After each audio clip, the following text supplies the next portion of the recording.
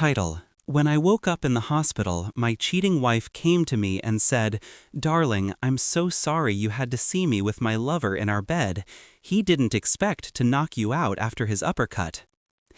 When I opened my eyes, the fluorescent glare was the first betrayal. The second was the voice at my bedside, soft, contrite, practiced. She smiled like a woman who had rehearsed sorrow and found it fit her best dress. "Darling, I'm so sorry you had to see me with my lover in our bed," she said, the words measured. "He didn't expect to knock you out after his uppercut. I hope you won't report this to the police." I let the machine beep instead of answering. The beeps kept time with the slow, deliberate unraveling of everything I thought I knew. We were married for 12 years. We built a house on promises and small rituals. Coffee at 6, a shared calendar, her laugh in the kitchen that used to sound like home. I can still remember the weight of her hand in rain and the way she learned to hum the same song as my father. Those memories are the treacherous things. They make the cut deeper. Betrayal didn't arrive as a headline. It came in tilts and tells. A missed dinner that smelled faintly of someone else's aftershave.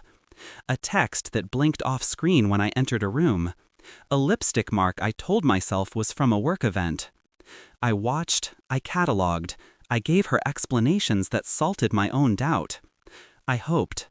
Hope is a slow poison when you are watching someone rewrite your life in quiet strokes. The night I found them, the house was too close to midnight. I came home early because insomnia makes liars careless. I saw light under our bedroom door.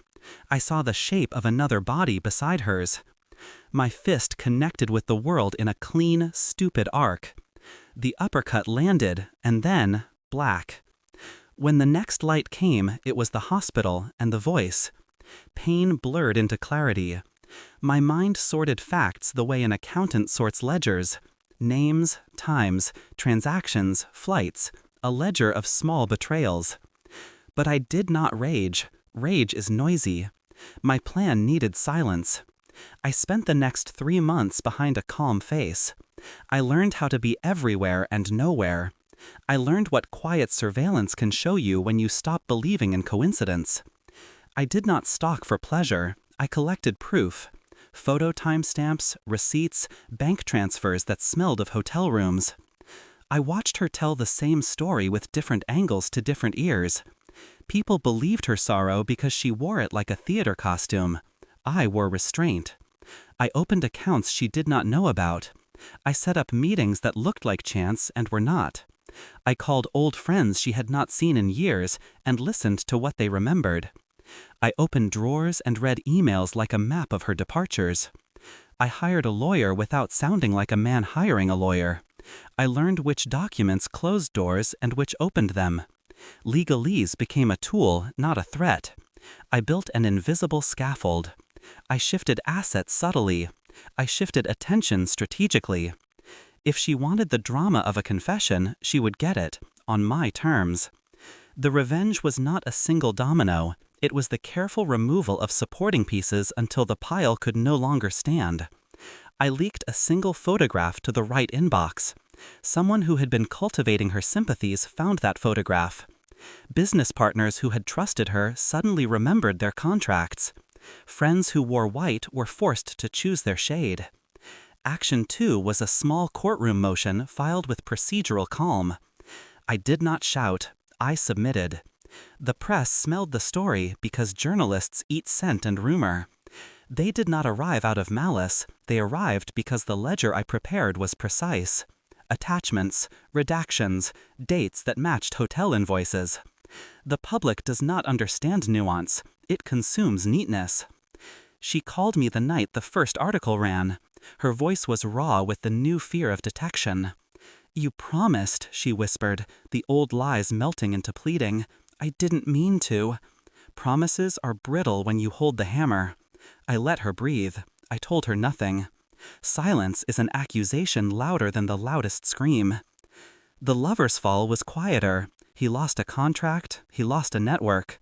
Men like him survive on favors and opportunities. Take those away, and the man becomes a rumor. He called, he begged me to stop. I gave him back his own words. Do it again, and you'll be the one to ask for mercy. He did not ask again. The public reveal was not a screaming confrontation. It was a precise exposure in a place where reputation is currency, the charity gala she cherished. She stood under warm lights, practiced guilt like makeup. I watched from the back, a spectator to a woman unraveling in front of the very audience she had curated. I played the footage on a looped screen. The room's chatter died like a wave hitting a cliff. People who had toasted her now read the numbers. Her apologies fell like currency no one would accept. She crumpled like cheap paper. Not because I had struck her, but because the world had. Her lover tried to walk out. No one followed.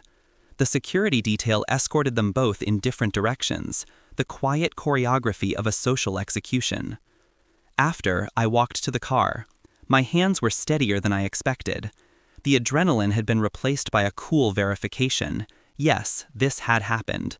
The ledger balanced. The plan had not been about humiliation alone. It was about taking back the architecture of my life she had altered. When they demanded explanations, I gave them precisely. I handed my lawyer the files the way one hands over a completed puzzle. I let the law do its work. I did not press the criminal angle because I didn't need the state to approve my justice. I needed the truth to stand where it could be seen. She tried to bargain privacy for a quiet end. She offered money, the old currency of misdeeds.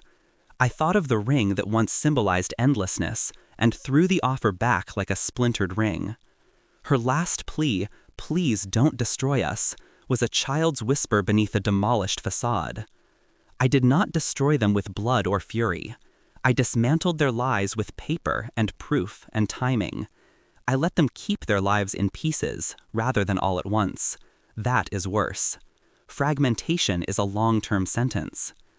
There is a scene people mistake for closure, me watching them leave the courthouse like a pair of defeated actors. But the real scene is quieter. It is the small, private inventory when the lights are low.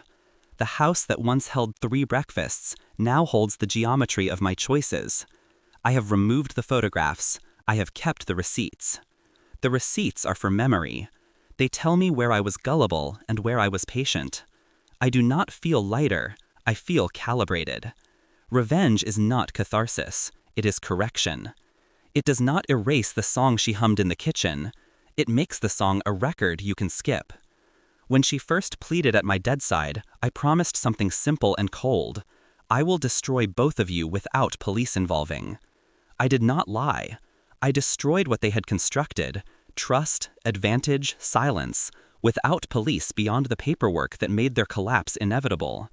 I left no theatrics. I left consequences. Now, alone in a house that keeps its own hours, I find a certain satisfaction in the precision of it all. There is no joy in the ruin. There is only the quiet conclusion of a plan executed with patience. I do not regret the patience. I do not forgive the betrayal. The last sound I allow myself is not a shout. It is a slow, controlled inhale, and then, finally, the exhale of a man who turned pain into architecture and watched, at last, his design hold.